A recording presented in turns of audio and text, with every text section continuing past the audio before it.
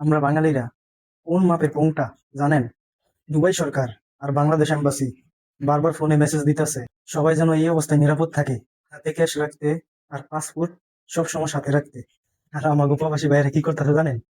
কোন সময় কোন বোমাটা কোন জায়গায় পড়ছে, মিসাইলের ভিতরে কি আছে না আছে এটা দেখার জন্য, পর্যবেক্ষণ করার জন্য দৌড়ে যাইতেছি। আর কয়েকজন তো গবেষণা শুরু করছে যে মিসাইল কি দিয়ে বানায়, এর ভিতরে তামা থাকে না লোহা থাকে, সাইলেন্সার কয়টা দেওয়া, তারপরে এটা মেটাল কিনা, কতটুকু মেটাল, এটা নিয়ে গবেষণা শুরু করছে। এটা তো দুবাই প্রবাসী বাইকের কথা বললাম। আর কাতার কি করছে জানেন?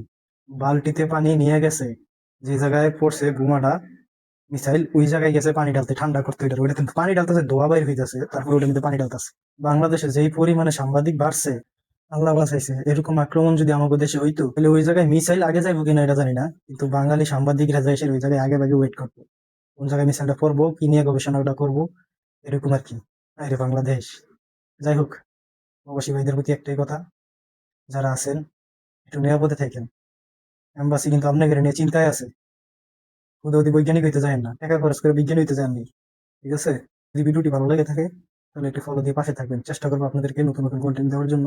আর আমি নতুন, আমাকে সবাই সাপোর্ট করবেন। যদি ভুল হয়ে থাকে তাহলে কমেন্ট বক্সে জানাবেন। অযথা কেউ গালাগালি করেন না ভাই, নতুন মানুষ, আমি আগে স্বীকার করছি যে ভুল হইতেই পারে।